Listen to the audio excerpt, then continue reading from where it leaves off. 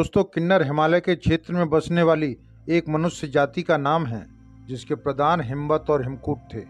पुराणों और महाभारत की कथाओं एवं कहानियों में उनकी चर्चाएं प्राप्त होती हैं। कादम्बरी जैसे कुछ साहित्यिक ग्रंथों में उनके स्वरूप, निवास क्षेत्र और क्रियाकलापों के वर्णन मिलते हैं।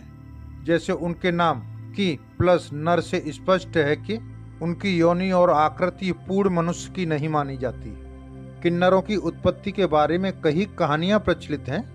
एक तो यह कि वे ब्रह्मा की छाया अथवा उनके पैर के अंगूठे से उत्पन्न हुए, या एक राजा को मिले श्राप के कारण। खैर, उनकी उत्पत्ति का कारण जो भी रहा हो, यह उत्सुकता और जानने का विषय जरूर है, लेकिन आज हम इसकी उत्पत्ति के बारे में बात नहीं करेंगे। आज हम किन्नरों के बारे में ऐसी बातें बताएंगे जो बच्चों से लेकर बूढ़ों तक सभी जानने की इच्छा रखते हैं, लेकिन उनको ये जानकारी कोई नहीं देता। मित्रों, अगर आपको जानना है कि किन्नरों की उत्पत्ति सच में कैसे हुई तो प्लीज कमेंट करिए, आपकी रिक्वेस्ट पूरी की जाएगी। दोस्तों, शास्त्रों के अनुसार हिमालय पर्वत शिखर कैलाश किन्नरों का प्रधान निवास स्थान था, जहां वे शंकर जी की सेवा किया करते थे। उन्हें देवताओं का गायक और भक्त समझा जाता है और ये विश्वास है कि यक्षों और गंधर्वों की तरह वे नृत्य और गान में प्रवीण होते थे। इंद्र और हरि उनके पूज्य थे और पुराणों का कथन है कि कृष्ण भगवान का दर्शन करने के लिए द्वारका तक गए थे। सप्त ऋषियों से उनके धर्म जानने की कथाएं प्राप्त होती हैं। उनके सैकड़ों गढ़ थे और चित्ररथ उनका प्रधान अधिपति था।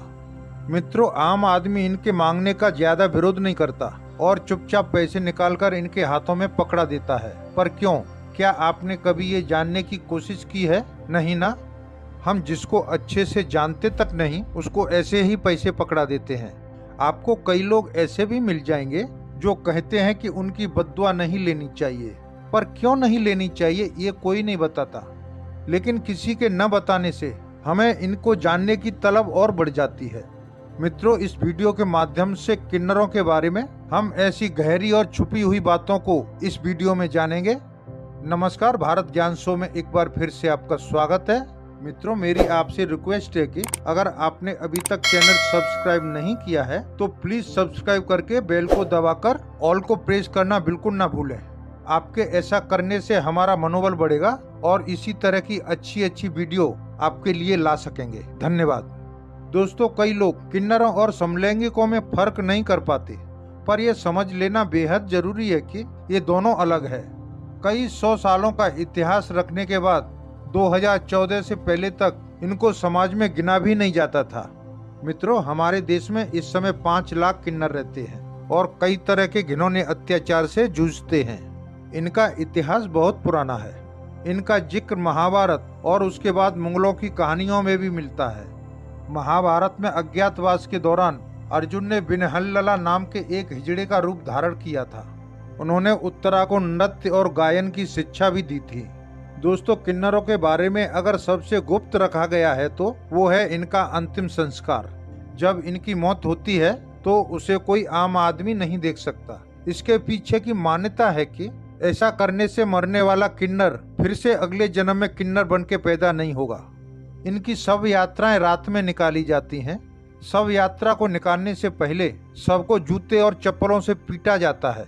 इनके शवों को जलाया नहीं जाता बल्कि दफनाया जाता है। किसी एक किन्नर की मौत होने के बाद पूरा हिजड़ा समुदाय 1 हफ्ते तक भूखा रहता है। मित्रों, गुरु शिष्य की परंपरा इस समुदाय में अभी भी चलती आ रही है।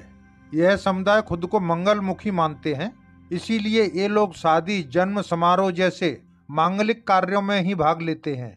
मरने के बाद भी ये लोग मातम नहीं मनाते, बल्कि खुश होते हैं कि इस जन्म से पीछा छूट गया। किन्नर अपने आराध्य देव अरावन से 1 साल में 1 बार विवाह करते हैं, लेकिन ये विवाह मात्र 1 दिन का ही होता है, क्योंकि शादी के अगले ही दिन अरावन देवता की मौत हो जाती है और इनका वैवाहिक जीवन खत्म हो जाता है। अरावन देवता के बारे में महाभारत में जिक्र किया गया है। तो मित्रों, आइए जानते हैं कि महाभारत के अर्जुन से अरावन का क्या रिश्ता है। मान्यता के अनुसार महाभारत युद्ध में एक समय ऐसा आया जब पांडवों को अपनी जीत के लिए मां काली के चरणों में स्वैच्छिक रूप से किसी पुरुष की बलि हेतु एक राजकुमार की जरूरत थी। लेकिन जब कोई राजकुमार इसके लिए आगे नहीं आया तो इरावन इसके लिए खुद को प्रस्तुत कर देता है। जो नागकन्या उलूपी और अर्जुन का पुत्र था। लेकिन वह इसके साथ ही एक शर्त भी रखता है कि वह अविवाहित नहीं मरेगा। इस शर्त के कारण यह संकट उत्पन्न हो जाता है कि यदि किसी राजा की बेटी या सामान्य स्त्री से उसका विवाह किया जाता है तो वह तुरंत ही विधवा हो जाएगी। ऐसे में कोई भी पिता इरावन से अपने बेटी के विवाह के लिए तैयार नहीं होता। तब भगवान श्री कृष्ण स्वयं मोहिनी का रूप धारण कर इरावन से विवाह करते हैं। इसके बाद इरावन अपने हाथों से अपना शीश मां काली के चरणों में अर्पित कर देता है। इरावन की मृत्यु के पश्चात कृष्ण भगवान उसी मोहिनी रूप में काफी देर तक उसकी मृत्यु पर विलाप करती रहे। अब चूंकि कृष्ण पुरुष होते हुए भी स्त्री रूप में इरावन से शादी रचाते हैं, इसीलिए किन्नर जो कि स्त्री रूप में पुरुष माने जाते हैं, वह भी इरावन से एक रात की शादी रचाते हैं और उन्हें अपना आराध्य देव मानते हैं। इनके समाज में दो तरह से भर्ती होती है। अगर किसी के घर बच्चा पैदा होता है और उस बच्चे के जननांग में कोई कमजोरी पाई जाती है तो उसे किन्नरों के हवाले कर दिया जाता है। दूसरा जो तरीका है वो काफी खौफनाक है।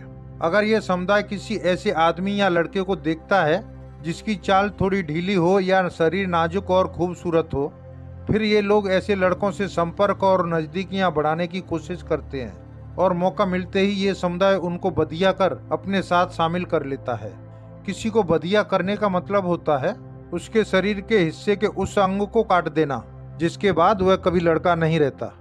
मित्रों, ऐसा माना जाता है कि अगर आप काफी समय से धन की कमी से जूझ रहे हो तो किन्नरों से एक सिक्का लेकर अपने पर्स में रख लें। ऐसा करने से आपको फिर कभी धन की कमी नहीं होगी। यदि कुंडली में बुध ग्रह कमजोर हो तो किसी किन्नर को हरे रंग की चूड़ियां और साड़ी दान करनी चाहिए। इससे अवश्य फायदा होता है। मित्रों, किन्नरों के लिए सबसे शर्म की बात तो ये है कि हमारे देश का कानून इनको कुछ मानता ही नहीं। आपको ये जानकर हैरानी होगी कि 2014 से इनको समाज में थर्ड जेंडर की श्रेणी में गिना जाने लगा। इससे पहले न तो इनकी कोई पहचान थी और न ही कोई अधिकार। अभी भी इनके बलात्कार को हमारा कानून बलात्कार नहीं मानता। इसीलिए आईपीसी के सेक्शन 377 में इसका जिक्र जिक्र नहीं है। अपनी मजबूरियों के कारण इनके पास दो ही रास्ते होते थे, या तो भीख मांगे या फिर वेश्यावृत्ति के दलदल में उतर जाएं। लेकिन मोदी सरकार के आने के बाद इनको मुख्य धारा में लाने की कोशिश की जा रही है। यह समुदाय भी अपने अधिकारों के लिए आवाज उठाने लगा है। तभी तो चाहे सिंहस्थ अखाड़ा हो या फिर तृतीय लिंग का अधिकार, अब किन्नर अपने अधिकार को समझ चुके हैं और उसके लिए लड़ना भी सीख लिया है। लेकिन हमारा समाज आज भी इन किन्नरों से डरता है। तभी तो नवजात बच्चा अगर ऐसा निकल आए तो उससे मुंह मोड़ लेते हैं जैसे बच्चा कोई अपराध करके आया हो। अब सरकार को भी चाहिए कि वे तृतीय लिंग को अब समाज से जोड़े, ताकि लोग इस समुदाय से घृणा करने के बजाय इनके अस्तित्व को स्वीकार करना शुरू कर दे। मित्रों, ये कथा आपको कैसी लगी एक कमेंट करके बताइए, और यह जानकारी आपको अच्छी लगी तो वीडियो लाइक करें और कमेंट में जय श्री राम अवश्य लिखें।